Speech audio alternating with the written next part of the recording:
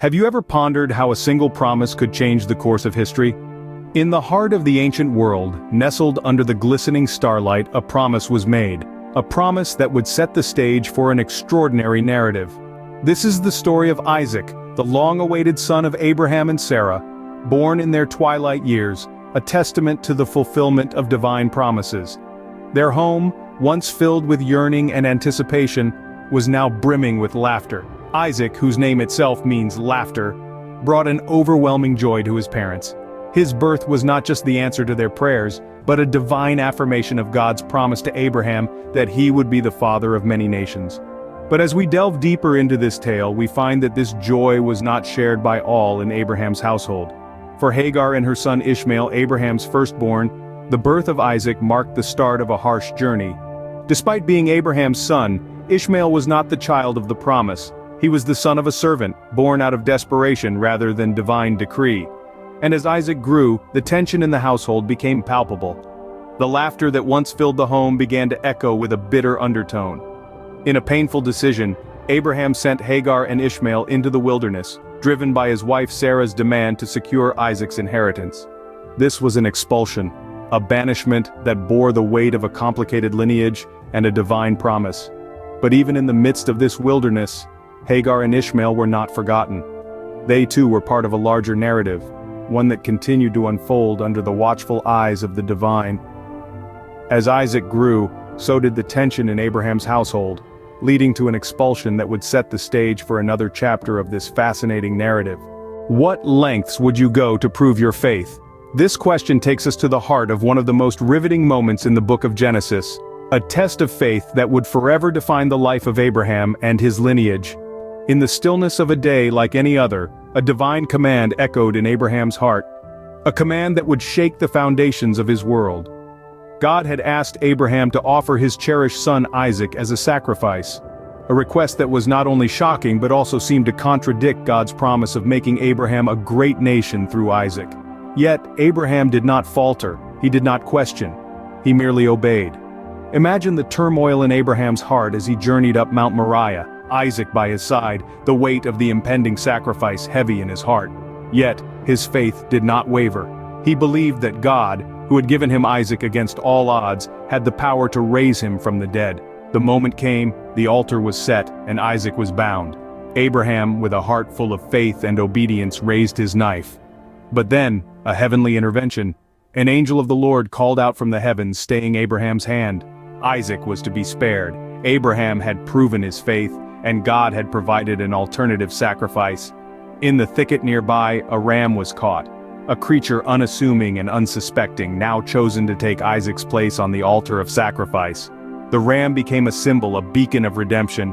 It was a testament to God's provision, a demonstration of his love, and a foreshadowing of the ultimate sacrifice that was to come. So in the end, it wasn't about the sacrifice itself, but about the willingness to sacrifice.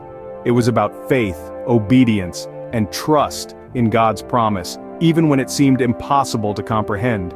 A ram caught in a thicket was offered instead, a symbol of redemption that echoes throughout the ages. How does one journey from mourning to finding love again? This question echoes in the heart of Abraham as he grapples with the loss of his beloved wife Sarah.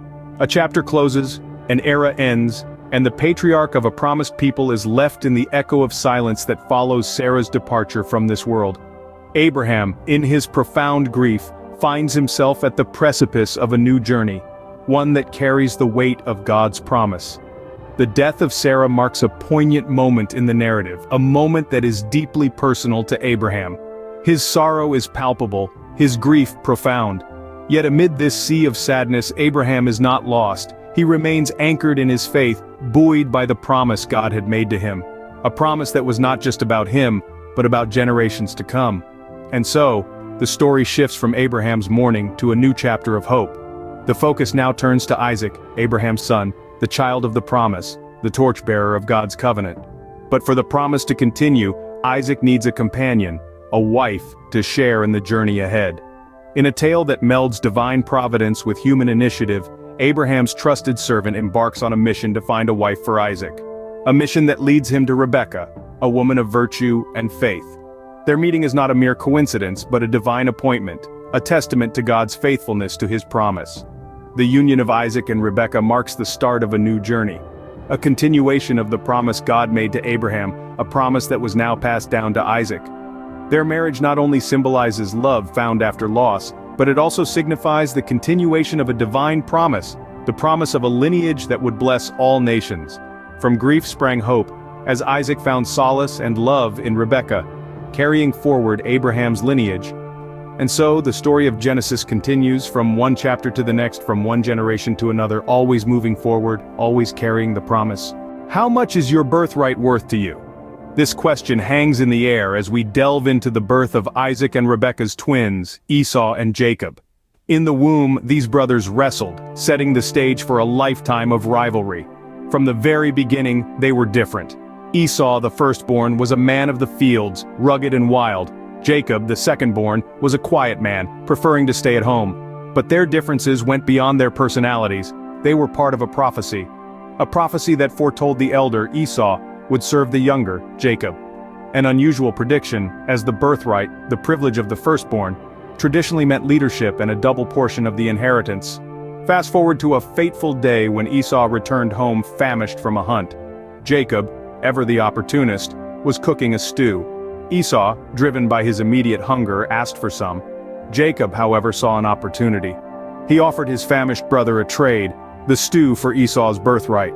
A seemingly ridiculous exchange, but Esau, driven by his immediate needs and lacking foresight, agreed. He swore to Jacob, and in doing so he traded his birthright for a bowl of stew. This exchange reveals much about the characters of these two brothers. Jacob, the cunning one, willing to manipulate situations to his advantage. Esau, the impulsive one, showing a lack of regard for his birthright, a sacred familial institution. He chose the immediate satisfaction of his hunger over his future inheritance. In this exchange, we see the prophecy beginning to unfold. Jacob's cunning had won him the birthright, and Esau's disregard had cost him dearly. This was not just a simple trade, it was a pivotal moment in their lives, one that would shape their future and the future of their descendants. In a moment of hunger, Esau traded his birthright, setting a course for a rivalry that would play out in the chapters to come. Can a blessing obtained through deception truly be a blessing? This question hangs in the air as we delve into the next intriguing chapter of Genesis, where deception intertwines with destiny. Our story centers around the aged and blind Isaac, his favored son Esau, and the cunning Jacob. As Isaac's life nears its twilight, he calls for Esau, the elder of his twin sons, intending to bestow upon him the blessing of the firstborn. But here is where the plot thickens and deceit takes center stage. Rebekah, the mother of the twins, overhears this and sets a plan in motion.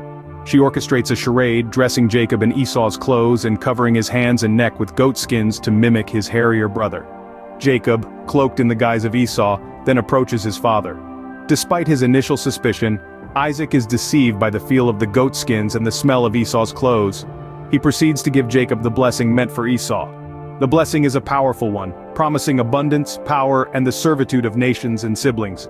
Soon after, Esau returns, and the heart-wrenching realization of the deception unfolds. His fury is as fierce as a storm, his pain palpable. He cries out for a blessing from his father, but the blessing has already been given. It cannot be taken back. Esau's words vibrate with a promise of revenge, leading Jacob to flee towards Haran, away from his brother's wrath. But pause and ponder this. Is this merely a tale of deception? Or is it a testament to destiny's enduring power? For even as Jacob deceives, he is setting in motion events that will shape nations and alter the course of history.